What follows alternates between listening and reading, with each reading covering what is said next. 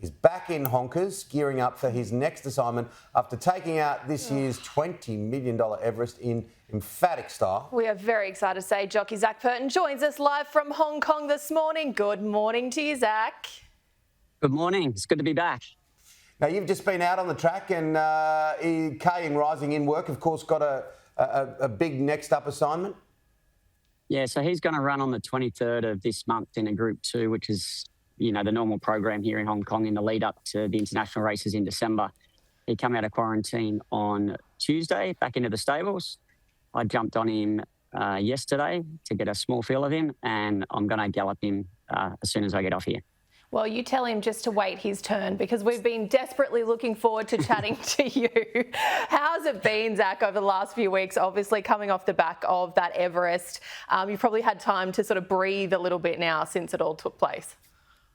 Yeah, no, it's been fantastic. The reception we've received here in Hong Kong, not just from the racing public, but everyone around town has been phenomenal. Everyone's well aware of what he's been able to do. They're very proud of him. And obviously now we'll be looking to go back to back. You've done so much in your career, Zac. It all started up in northern New South Wales. No silver spoons for you. You've worked hard through your apprenticeship and then did some great things here, travelled from coast to coast here in Australia, then gone up to be the winningest jockey in Hong Kong. Where does the whole Ka Ying Rising experience sit for you in and around that whole idea of pressure? Because you had an enormous amount of pressure on you. The trial probably didn't go quite to plan. Tell me. Yeah, obviously there was a lot of pressure involved with it. Fortunately for me here in Hong Kong, I get to ride under pressure, every 2 or 3 races, riding probably the odds-on pop. And with that, comes a lot of scrutiny itself. So it set me up very well and held me in good stead to be able to ride this horse. And as I said, post-race, I carried the weight of a nation and the expectation of the market. But fundamentally, I've got to put all that out of my mind, and my job is just to try and give him every chance to win the race. And if he's good enough, he'll do that. And that's exactly what he did. When did you know on the day that he was the Ka Ying you knew? When did you know he'd turned up? Because he paraded so differently at that trial to what he did come race day. Yeah, the trial sort of threw us a little bit. He had a lot of nervous energy and he didn't do any work, obviously, before he went to Randwick for that trial either. Whereas on race day, he goes out in the mornings and he has a nice little canter around just to loosen him up and settle his nerves. And when he got there on race day, horses are herd animals. I think when he was there for the barrier trial and he couldn't see any other horses, he started to wonder what was going on a little bit. But when he turned up on race day and he could see a lot of other bodies there, it was like he just felt a lot more comfortable. And then I was getting the reports to say he'd travelled well, he'd settled in well, he was more relaxed. And, that gave me a little bit of confidence as well. But it wasn't until I could see him in the parade ring and was able to get on him that I felt he was just a completely different horse. And he was a horse that I was going to need to help him perform as well as he could. The track on the day rode very well. It was drying out. It was a little bit windy. Everything that we needed to fall into place did fall into place. And then, like I said, it was just up to him to show us whether he was good enough, and he certainly was. You'd expect him to be back next year for the Everest? Yeah, of course. The owner's very keen to go back. So, as are we, yeah. What about the atmosphere on the day? I can see your arms are under a lot of pressure here this morning too as you hold the phone, so good on you. But in terms of the race day atmosphere, I truly don't believe I've seen an Everest like it.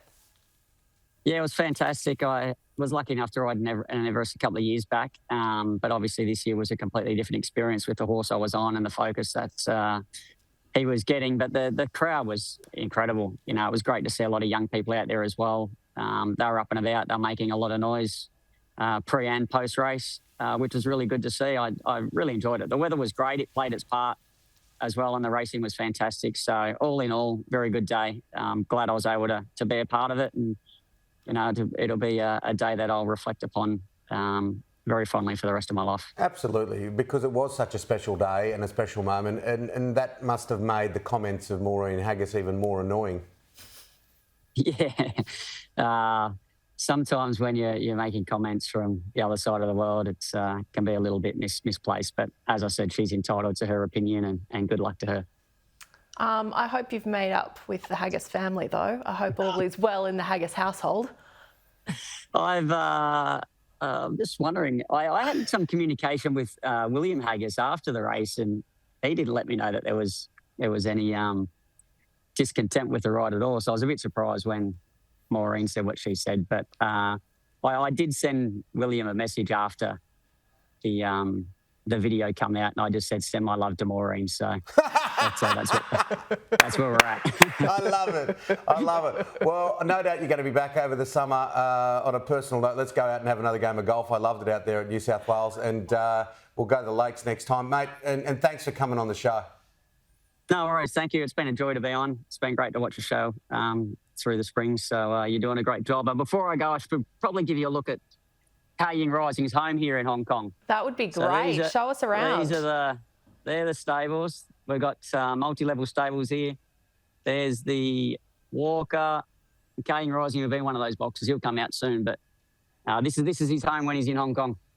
That looks amazing. And how's Mr. Hayes going as well? Because it was a pretty big build-up for him.